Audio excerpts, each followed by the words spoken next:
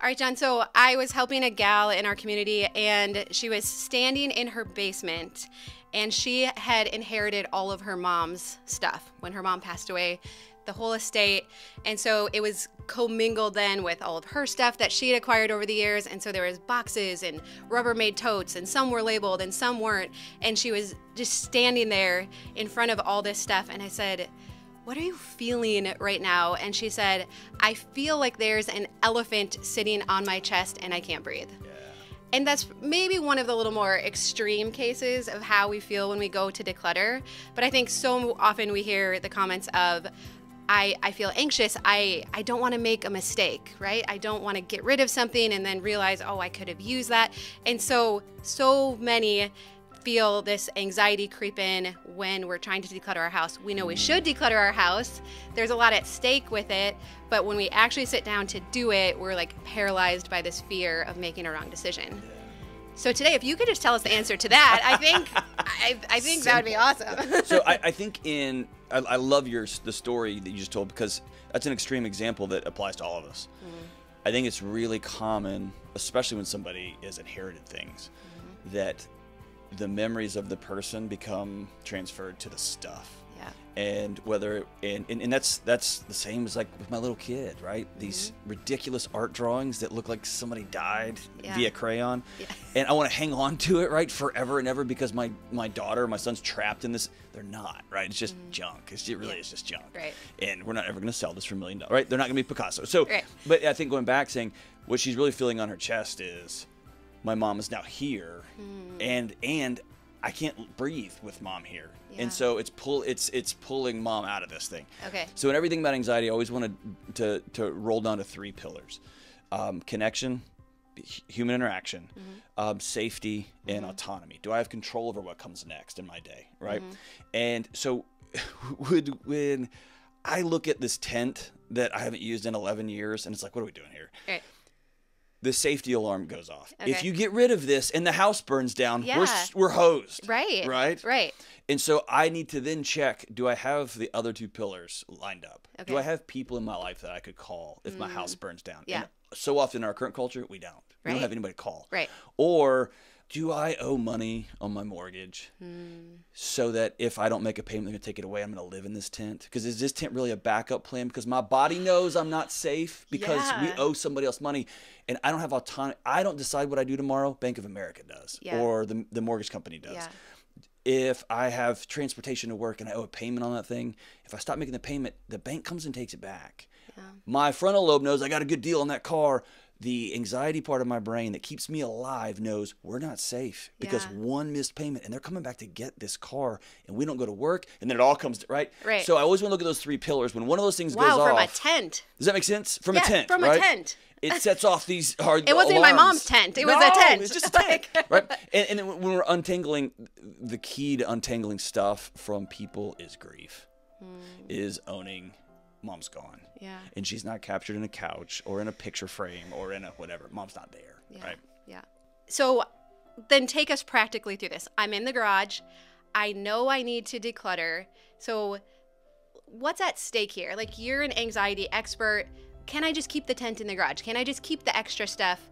Do I really need to get my environment simplified? Yeah, so some of the beautiful research that was really compelling to me, we were talking before we started, it's been sad for me because it's true, is that like the rise in ADHD, the rise in anxiety, the rise in some of these things can be directly linked to chaotic environments. And our body's trying to adapt to chaos. And I know it's really hip and cool to be like, it's all genetic or it's all biological. Yeah. Dude, all that stuff is triggered environmentally. Yeah. And so when I live in a world of chaos, or in my house, when I just got stuff everywhere, and I am a poser prepper, like it could all go down. My dad was a homicide detective. Like, I know it could all end, right?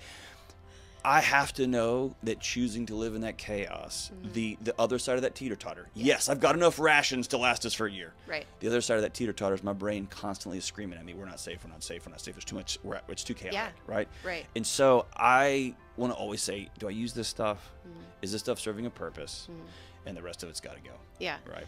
So really we're having to promote our peace of mind, our ability to have a safe place to come home to, right? Because we're actually, I mean, are you saying we're actually not feeling safe in our house when it's like completely cluttered? Yeah, our calendars are cluttered. Our relationships are cluttered. Our homes are cluttered with just stuff. And think about it.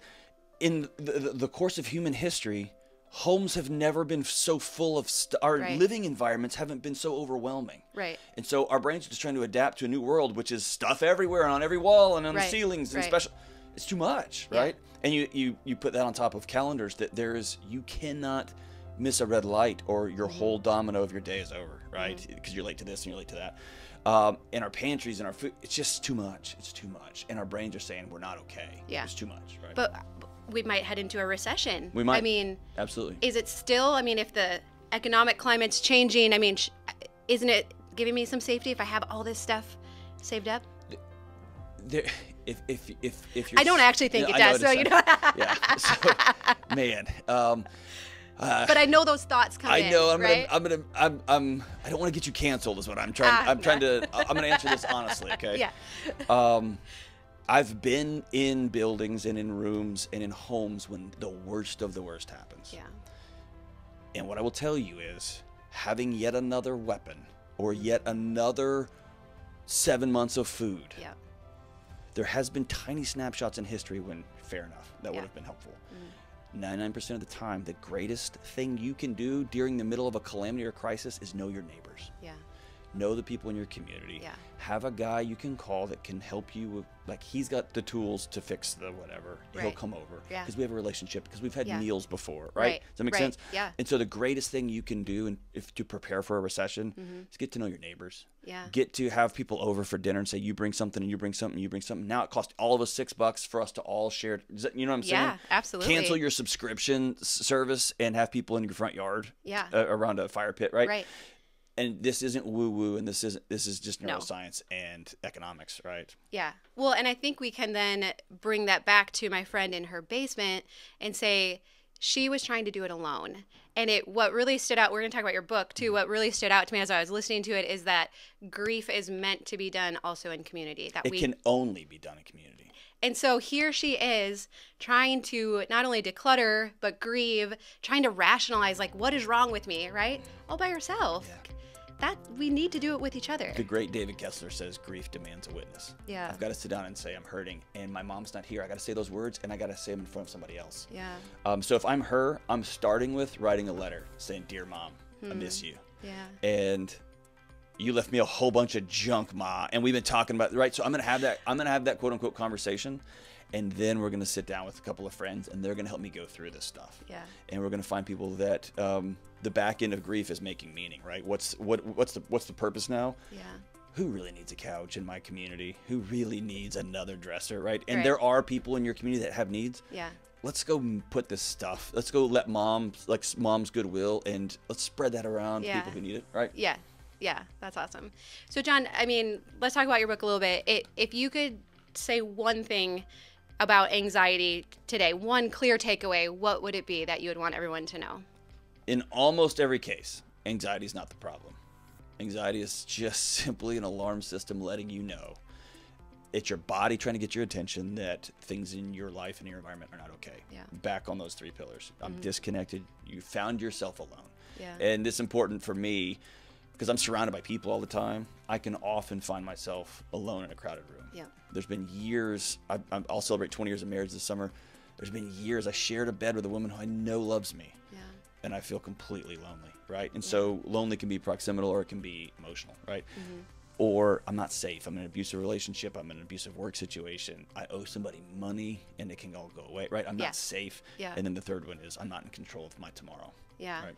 And it's just an alarm that just lets us know. Yeah, and I think that was a huge mental shift for me. It's like, it's an alarm. There's nothing wrong with you. There's nothing wrong with me. But like you said, you can't tape over the gas gauge or the smoke alarm, right? That's the best analogy is when the smoke alarm goes off in our kitchen. If we race to get up and we take the batteries out, we have not fixed the fire that's burning our living room like down. when we're making a pizza and the pepperoni falls on the burner, and then the kids just go, they know which doors to close on the main level so that the smoke alarms don't go off. Yes, exactly. So that's the alarm's not the problem. It's just letting us know, hey, something in your house is on fire. Yeah. It's actually trying to help, right? Yeah. And I read a lot of books, but I would highly recommend your book, Own Your Past, Change Your Future. If at all possible, listen to it on Audible, because I think what came across the most as I was listening to it was your passion and your belief that any of us could deal with this and get through it, and that we don't have to keep living like this. So do you honestly believe any of us watching right now are feeling anxious that we could get through this? Yeah, I'm a lifelong. I've been working in crisis for my whole career, and been working in people's mental health for years. Yeah. And I think we've overcomplicated it, and I think we've over-professionalized it, and we've over-dramatized it. And I don't say that to disparage my community. I love the mental health community. They are doing great work. Yeah. We've just made it mental health something that you go do, and you have to do it over there. Yeah. And I think for most of us, not all of us, but most of us can do a lot of the healing in our homes and with our communities. Yeah. And I think that 100% of us, I don't care what trauma you've had, there is healing on the other side of this if we will grieve what has happened and take ownership of it, and then ask that one terrifying, scary question: what are we going to do now? Yeah. Right. And that's where most of us get stuck. Yeah. So I found it, so practical, so many good stories in it. I was captivated the whole way through the book. And so if someone's watching today, they're like, okay, I've probably been taping over the gas gauge. I'm not looking at it. What would be that one step today to go to the gas station, stop ignoring it? What's one thing I could take away today and do? Man, that's a great question. I think the most practical thing is to take a quick inventory, and I hate that word when it comes to people, but it is what it is. Take a quick inventory of who would I call in the middle of the night if I needed someone to come watch my kids, because I had to take my spouse to the hospital. Who would come over who would I call if my mom died? Yeah. And quickly take an inventory of the people in your life. Yeah. And if you found yourself alone, if you found yourself without a community, or you still are telling those stories from 14 years ago with your friends from college, that's just remember that time? The reason guys get together when they're 40 and still tell old high school football stories is because that's the last time most of us were part of something bigger than ourselves. Wow. Yeah. The reason women get together and tell that sorority story over and over again is because that's the last time they were truly connected. And our task, and we don't have a picture of how to make friends and how to be in community. Our task as 35-year-olds and 40-year-olds and 50-year-olds is to say, those were awesome and I love those people. Yeah. I got to have that. I got to recreate that in my home. I got to recreate that in my neighborhood, in my church, and wherever I happen to be. And that's going to let my body go, whew. And now I can deal with the childhood trauma. Now I can deal with the racist idiots. Now I can deal with this stuff because I'm anchored into other people. Yeah. That's where I'd start. And I loved in your book because I think many could look at you and be like, well, John, you're charismatic, you're friendly. Dude, I am a train wreck. And you said we actually had to sit down and be like, will you guys be our friends? Yes, yes, yeah. And here's what's really bizarre about that. That story took place about 2.5 years ago. So it wasn't even that long ago. No, and I don't hang out with those two people very much anymore. I still love them, and we're close.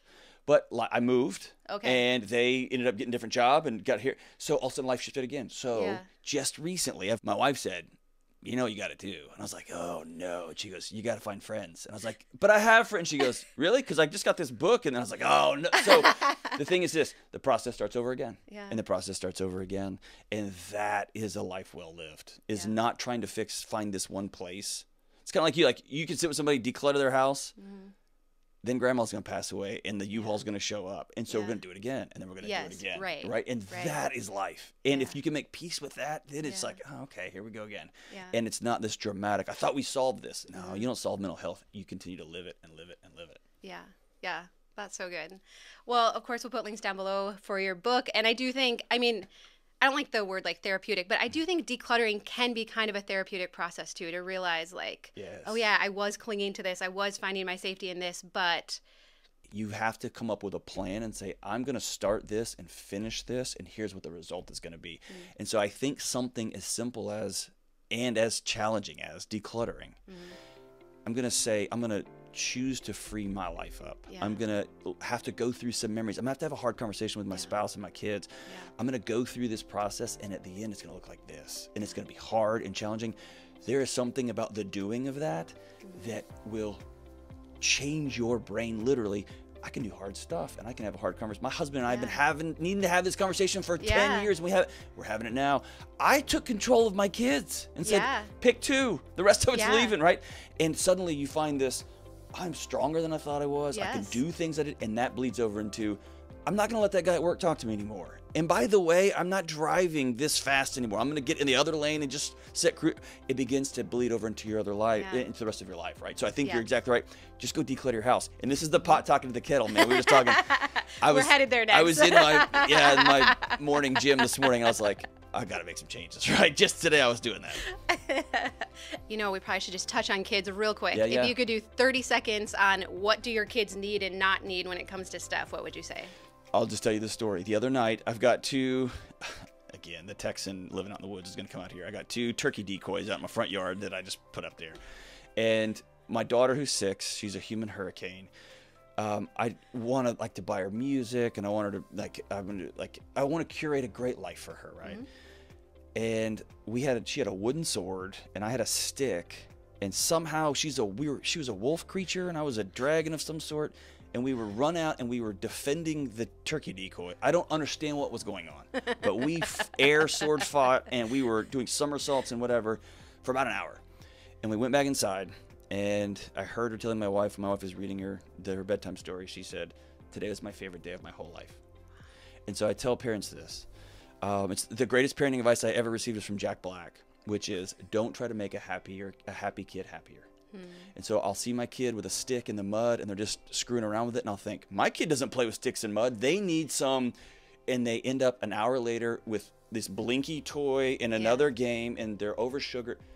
Let your kids play. What your kids really, really, really want is you. Yeah. They want you. They want you, and you is free, right? So create space and time. Get rid of all the junk. Give your kids space to breathe and sleep, and give them you. That's awesome. Well, John, I'm still kind of like, wait, where am I? What's going on? No, I'm so glad. This was so fun today. This is my favorite thing. No one's ever interviewed me in this house. It's so great. This makes we should do this more often. So good. Thank you for being with us today. Can I tell you this? Thank you for putting joy into the world and for giving people tools. The most common thing I hear all over the country is, okay, now I don't know what to do next.